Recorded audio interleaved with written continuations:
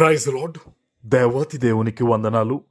ప్రభు నామమున మీ అందరికీ నా ప్రత్యేకమైన వందనాలు, శుభాలు తెలియచేస్తున్నాను. ఈ దినము కొరకు ఏర్పాటు చేయబడిన దేవుని వాగ్దానము ఇర్మీయా గ్రంథము 32వ అధ్యాయము 41వ వచనము.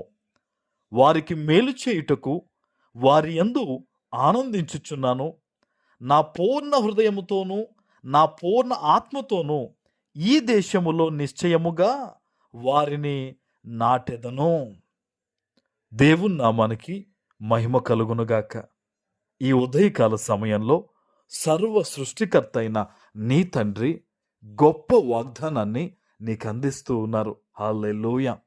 ఆయన అంటున్నారు చూడండి, వారికి మేలు చేయుటకు వారి యందు ఆనందిస్తున్నాను అంటున్నాడు తండ్రి.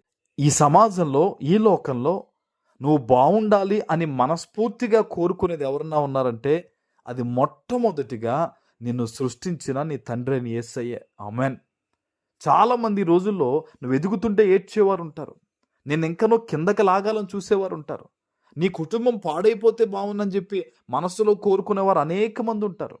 కానీ దేవుడు ఏమంటున్నాడు తెలుసా?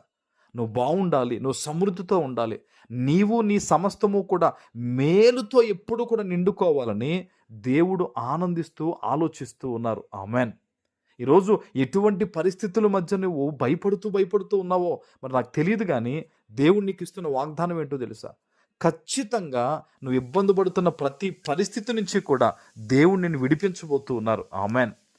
ఏ రకమైన పరిస్థితులు అవ్వచ్చు, అది ఎంత పెద్ద సమస్య అయినా అవ్వచ్చు, కానీ నీ తండ్రి నీకు చెప్పే మాట ఒకటే, వాటన్నిటినీ తొలగించి శాంతి, నెమ్మది, సమాధానము, ఆనందము దేవుణ్ణి కలగజేయబోతున్నారు. ఆమెన్.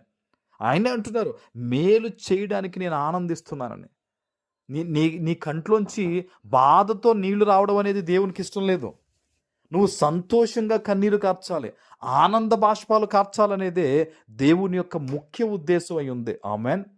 ఈరోజు నీ యొక్క పరిస్థితులు అన్నీ చూసిన దేవుడే నీతో మాట్లాడుతున్నారు. నువ్వు ఏమాత్రం కూడా భయపడద్దు. ఆయన సంతోషం ఉన్న పరిస్థితుల్లో నిన్ను నాటాలని ఆయన ఆశపడుతూ ఉన్నారు. నెమ్మదిని కలగజేయాలని ఆశపడుతూ ఉన్నారు.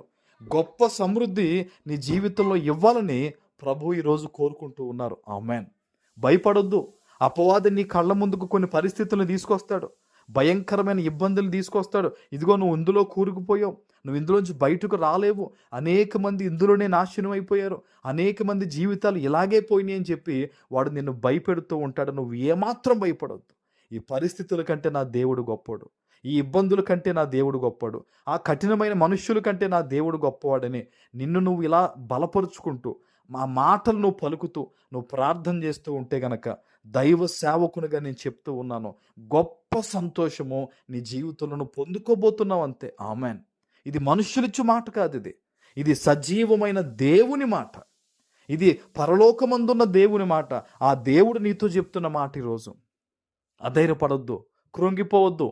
నా దేవుడు నాకు ప్రోత్సాహం ఇస్తున్నాడని నమ్ము, నా దేవుడు నా వెనకాల ఉన్నాడని నమ్మి ప్రార్థన చెయ్యి. ఈరోజు ఈ దినము కూడా ఉపవాస ప్రార్థనలో మీ అందరి కోసం నేను ప్రార్థిస్తూ ఉన్నాను.